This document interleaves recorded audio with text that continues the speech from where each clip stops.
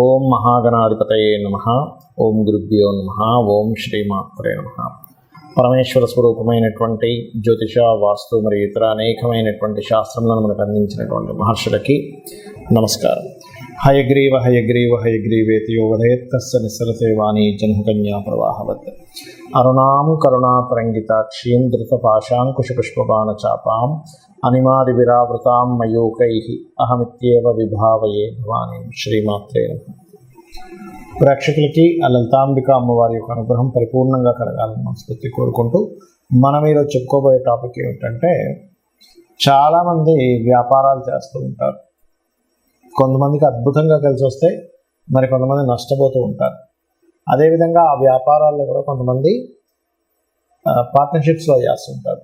అంటే అలాగా ఈ జాతకుడు ఇంకొకరు కలిసి పార్ట్నర్షిప్లో చేయడం, అందులో కొంతమంది ఓన్లీ ఇన్వెస్ట్మెంట్ చేయడం, అవతల వాళ్ళు చూసుకోవడం, ఇలా రకరకాలుగా ఇద్దరు ముగ్గురు కలిసి చేస్తూ ఉంటారు. అయితే ఈ వ్యాపార విషయాల్లో చాలామంది ఏమనుకుంటారంటే, నక్షత్రంతో నక్షత్రం అంటే వీళ్ళది పలానా నక్షత్రం, అవతల వాళ్ళది ఇంకో నక్షత్రం అయినప్పుడు ఆ నక్షత్రాలు కలిస్తే చేయొచ్చు, నక్షత్రాలు కలవకపోతే వ్యాపారం పార్ట్నర్షిప్ చేయకూడదు అనుకుంటారు. అది పూర్తిగా రాంగ్. గుర్తుపెట్టుకోండి.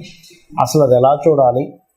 ఎవ్రీ లగ్న అంటే 12 లగ్నాలు, మనకి లగ్నం తెలియని వారు రాసి చూసుకోండి, బట్ లగ్నమే చూసుకోవాలి.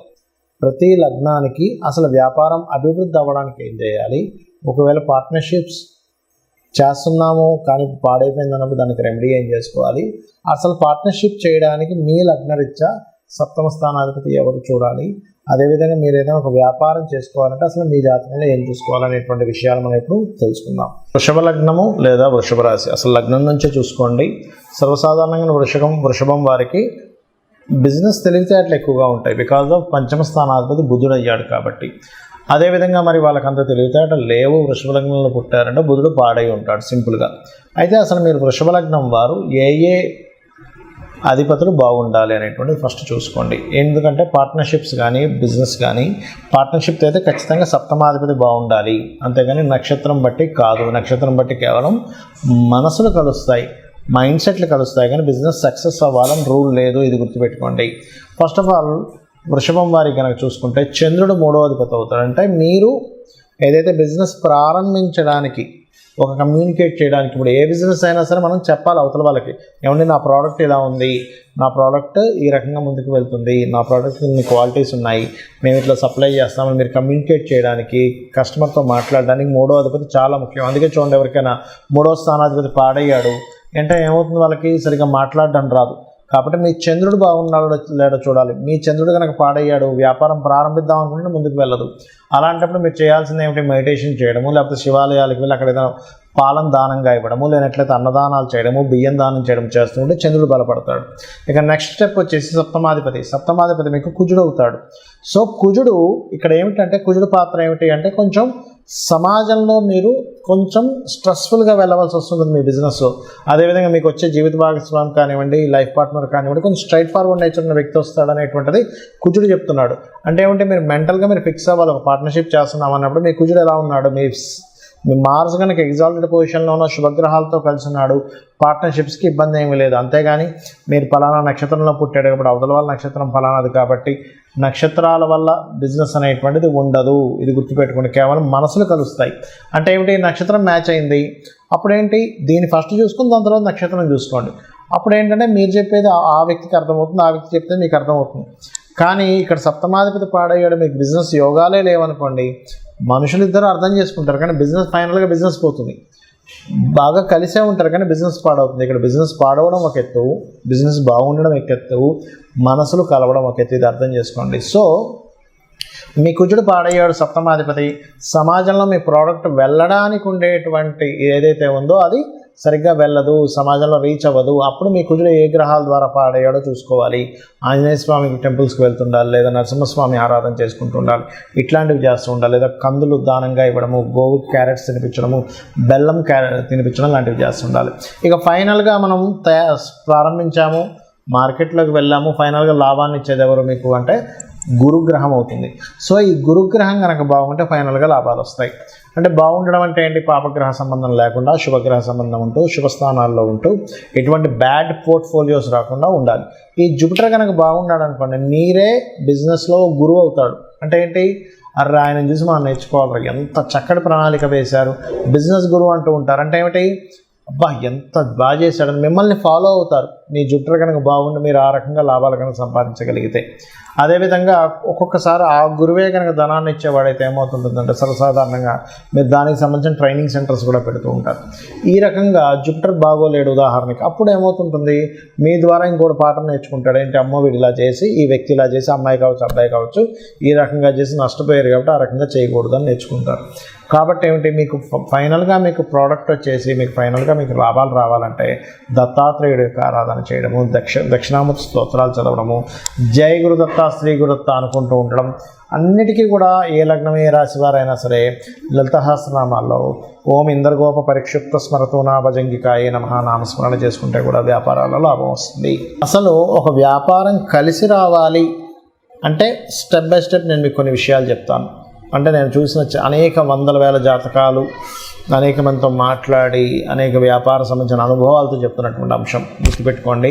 పాయింట్ నెంబర్ 1, మీకు ఇంట్రెస్ట్ ఉన్న వ్యాపారం చేయాలని రూల్ లేదు. మీకు అనుభవం ఉన్న వ్యాపారం చేయాలి. ఎప్పుడైనా గుర్తుపెట్టుకోండి, ఇంట్రెస్ట్ వేరు, అనుభవం వేరు. ఇంట్రెస్ట్ ఉందండి, ఫైన్, దానిలో కూడా రాణించవచ్చు. కాబట్టి దానికి ఎంత కష్టపడాలనేది ఒక క్యాలిక్యులేషన్ చేయాలి. ఇక్కడ ఒక వ్యాపారం మనం ప్రారంభించేటప్పుడు ఆల్రెడీ డిమాండ్ ఉన్న వ్యాపారం మనం చేస్తున్నామా, డిమాండ్ని క్రియేట్ చేస్తున్నామా? అంటే చిన్న ఎగ్జాంపుల్ చెప్తా. డిమాండ్ ఉన్న వ్యాపారం అంటే ఏమిటి, ఇప్పుడు స్కూల్స్ స్టార్ట్ అవుతాయి, నెక్స్ట్ స్కూల్ బ్యాగ్స్ అమ్మడం నుంచి డిమాండ్ ఉన్న వ్యాపారం. మనకు మొన్న కోవిడ్ వచ్చింది, ఆ టైంలో మాస్కులు బాగా అమ్ముడుపోయాయి.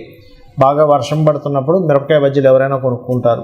బాగా ఎండగా ఉన్నప్పుడు ఈ జ్యూస్ సెంటర్స్ కానీ చెరుకు రసం బండ్లు కానీ ఇవన్నీ ఆటోమేటిక్గా అమ్ముడుపోతాయి. దాని గురించి మీరు పెద్దగా పబ్లిసిటీ చేయక్కర్లేదు. మనిషికి అవసరం బట్టి కొనేసుకుంటాడు, అర్జెంట్. ఇప్పుడు బాగా సిటీలో ఆ మధ్య ఒకసారి చూడండి, కోవిడ్ వచ్చినప్పుడు వ్యాక్సిన్స్ సంబంధించినవి, సమ్ ట్యాబ్లెట్స్ సంబంధించినవి అవి బ్లాక్లో కూడా అమ్మారు. అంటే ఏమిటి, డిమాండ్ ఉన్న వ్యాపారం చేసేటప్పుడు డిమాండ్ ఏది ఉందో దాన్ని తెలుసుకుని వ్యాపారం చేయడం ఒకటి. రెండవది డిమాండ్ని క్రియేట్ చేసి చేయడం. అంటే ఒక వ్యక్తి ఒక వస్తువును ఒక రకంగా అమ్ముతున్నప్పుడు దాన్ని ఇంకా బాగా తయారు చేసి వేరే వాళ్ళకంటే నాది బాగుందని చూపించుకొని మార్కెట్లోకి వెళ్ళి అమ్మడం. ఈ రెండిట్లో మీరు దేన్ని బాగా చేయగలరు అనేది ఒకసారి ఆలోచించగలగాలి. ఇది పాయింట్ నెంబర్ 1. రెండవది, మీకు ధనం ఇచ్చేటువంటి కారకుడు నిజంగానే మీ జన్మజాతకంలో వ్యాపార యోగాలు ఉన్నాయా లేవా అనేది ఫస్ట్ చెక్ చేసుకోండి. అంటే వ్యాపార యోగం ఉంటేనే వ్యాపారంలో దిగాలి, వ్యాపార యోగం లేకపోతే వ్యాపారాల్లో దిగడం వల్ల నష్టపోవడం తప్పితే ఏమీ ఉండదు అక్కడ. దీన్ని ఎలా చూస్తారు అంటే బుధగ్రహం ఎలా ఉంది ఈజ్ మోస్ట్ ఇంపార్టెంట్. లాభాధిపతి ఎలా ఉన్నాడు, ధనాధిపతి ఎలా ఉన్నాడు. నిజంగానే బుధుడు రాసులకి లేదా ఈ యొక్క వ్యాపార కారకుడితో సంబంధం ఉందా, స్వేచ్ఛాయోగం ఉందా, అంటే శనికేతువులు ఎలా ఉన్నారు, శని రాహువులు ఎలా ఉన్నారు ఈజ్ మోస్ట్ ఇంపార్టెంట్. ఇక్కడ ఏదైనా ఒక వ్యాపారం సరే మీకు కలిసి వస్తున్న వ్యాపారం తెలిసింది, అందులో ఏంటి, అది సర్వీస్ ఓరియంటెడా ప్రోడక్ట్ ఓరియంటెడా తెలుసుకోవాలి. సర్వీస్ ఓరియంటెడ్ అయితే సర్వీసెస్ చేయడమే. అంటే లైక్ ఏదైనా ఇప్పుడు స్కూల్స్ ఉన్నాయి, సర్వీసెస్, అది ప్రోడక్ట్ కాదు. రియల్ ఎస్టేట్ సర్వీసెస్ అంటే మీరు మధ్యలో ఉండి మధ్యవర్తిగా ఎవరికైనా అమ్మిస్తున్నారు, కొనిపిస్తున్నారు, దట్ ఈజ్ సర్వీస్. అట్లా సర్వీసెస్ చేసేవి. డాక్టర్ ఉన్నాడు, సర్వీస్. ఆస్ట్రాలజర్ సర్వీస్, వాస్తు కన్సల్టెంట్ సర్వీస్, లేదా ఒక జాబ్స్ పెట్టించే కన్సల్టెన్సీ పెట్టుకుంటారు, అదొక సర్వీస్ అనమాట. అదేవిధంగా ఏదైనా ఒక రెంటల్స్కి ఇస్తున్నాము. ఇప్పుడు షామ్య మనకి ఇవి ఉంటాయి, ఏది ఒక వంట సామాన్లు కానీ లేకపోతే పెళ్లి సామాన్లు కానీ రెంట్లకి ఇస్తుంటారు. నువ్వు ఎనీథింగ్ నువ్వు ఒక రెంట్కి ఇచ్చి మళ్ళీ ఆ రెంట్ మీద తీసుకునేది కూడా సర్వీసెస్ కిందకే వస్తాయి. అంటే నువ్వు అక్కడేమీ ప్రత్యేకంగా నువ్వేమీ అమ్మట్లేదు, నువ్వు ఒక సర్వీస్ చేస్తున్నావు. నీకు సర్వీస్ ఉందా, బిజినెస్, లేకపోతే ప్రోడక్ట్ ఉందా ఈజ్ మోస్ట్ ఇంపార్టెంట్. ఇవన్నీ ఒక ఎత్తు అయితే ఏ బిజినెస్ అయినా సరే దానికంటూ ఒక లెక్క ఉంటుంది. చాలామంది తెలియని విషయం ఏంటంటే బిజినెస్ పెడతారు, నెల రోజులు చూస్తారు, 2 నెలలు చూస్తారు, అమ్మో మన వల్ల కాదు ఇది తీసేయాల్సిందే అని ఇమ్మీడియట్లీ తీసేస్తారు.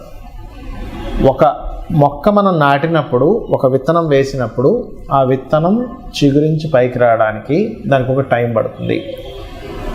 అది మొక్క అవ్వడానికి కొంత టైం పడుతుంది. దాని రక్షణను ఇవ్వాలి, దానికి ప్రొటెక్ట్ చేయాలి ఆ మొక్కని, ఏ మేకలో అవి ఇవి తినేయకుండా. అది కొంచెం పెరగడానికి ఎరువులు వేయాలి. దానికి ఒక కొలమానం ఉంటుంది, 2-3 సంవత్సరాలు, 4 సంవత్సరాలు, 5 సంవత్సరాలు మనకు పండు వస్తుంది. ఆ క్యాలిక్యులేషన్ రిస్క్ తెలిసిన వాళ్ళు దాన్ని యాజ్ ఇట్ ఈజ్గా ఒక రైతుకి తెలుసు. అదే మనకు చిన్నపిల్లలు అనుకోండి, రోజు ఆ విత్తనం వేసిన దగ్గర తీసి ఇంకా మొక్క రావలేదు ఏంటని చూస్తూ ఉంటే అది మొక్కే రాదు. సో ఈ క్యాలిక్యులేషన్ ఫస్ట్ ఆఫ్ ఆల్ మీరు తెలుసుకోగలగాలి. ఇంకోటి, అనుభవం ఉన్న బిజినెస్లు ఎందుకన్నానంటే అనుభవం ఏం చేస్తుందంటే, ఇప్పుడు చూడండి ఒక చిన్న ఎగ్జాంపుల్ చెప్తాను మీకు నేను. ఒక బిజినెస్ ఉంది. ఏమిటి ఆ బిజినెస్ అంటే,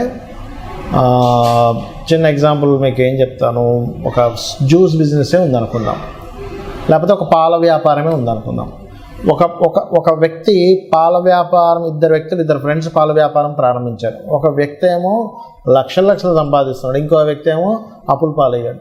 అదేంటారు, నువ్వు ఒక 50 గేదెలు తీసుకొచ్చాను, నేను 50 గేదెలు తీసుకొచ్చాను, బట్ మన ఇద్దరం ఎందుకు సక్సెస్ అయ్యాం ఫెయిల్ అయ్యాం తీసుకుంటే, ఇతనికి అనుభవం ఉంది. ఎలాంటి అనుభవం ఉంది? సక్సెస్ అయిన వ్యక్తికి ఒక గేదెని చూసినప్పుడు, ఒక ఆవుని చూసినప్పుడు ఆ దాంట్లో సెన్సిటివ్ తెలిసిపోయేది, ఇది జబ్బులో పడబోతుంది అని. అదొకటి. రెండవది, ఇక్కడ ఇతను ఓన్లీ పాలతోనే వ్యాపారం చేశాడు, కానీ మిగతా వచ్చేటువంటి వాటితో కూడా ఈయన వ్యాపారం చేశాడు. ఏంటి? ఆవులు కూడా పెంచుకొని ఆవు యొక్క గోమూత్రం అమ్మడం, ఆ పిడకల్ని కూడా అమ్మడం, దాని ఎరువులు దానికి మార్చుకోవడానికి, వీటికి కూడా వ్యాపారం చేశాడు. అంటే ఏమిటి? ఒక వ్యాపారాన్ని ఎలా చేయాలి, ఆయనకు లాస్ వస్తుంది, నాకు లాభం వస్తుంది, వాట్ ఈస్ ద రీజన్? ఇట్లాగే చాలామంది బిజినెస్లో కూడా ఏం చేస్తారు, వాళ్ళకి అవసరం లేకపోయినా స్టాఫ్ని ఎక్కువ మంది పెట్టుకుంటారు. ఆ స్టాఫ్ ఎక్కువ మంది పెట్టుకుని వాళ్ళకి శాలరీస్, ఫస్ట్లో ఎంత స్టాఫ్ కావాలి, నేను ఎంత స్టాఫ్ని రిక్రూట్ చేసుకుంటున్నా అనేటువంటి స్ట్రాటజీస్ తెలియకపోతే కూడా లాస్ వస్తుంది. హెవీ రెంటల్స్ పెడతారు. సరే, ఓకే, ఒక్కొక్క ఏరియాలో మంచి పాష్ ఏరియాస్లో హెవీ రెంటల్స్ ఉంటాయి, కానీ దాని తగ్గట్టుగా మనం ఎన్ని రోజులు భరించాలి, ఎన్ని రోజులు భరిస్తే దానికి ఎంత కష్టపడాలని ఒక స్ట్రాటజీ కనుక వేసుకోకపోతే మీరు బిజినెస్లో రాణించలేరు. ఫైనల్గా నేను చెప్పేది ఒకటే, ఎవరైనా బిజినెస్లో రాణించాలి, బాగా లాస్లో ఉన్నామన్నప్పుడు అమ్మవారి మంత్రం ఒకటి ఉంటుంది, అది చెప్తాను ఫైనల్గా. ఏంటది అంటే, ఓం ఇంద్రగోప పరిక్షిప్త స్మరతోనా భజంగికాయే నమః అనేటువంటి నామం కనుక రోజు 40 నిమిషాలు చేసుకున్నట్లయితే ఖచ్చితంగా బిజినెస్లో సక్సెస్ అవుతారు. శ్రీమాత్రే నమః.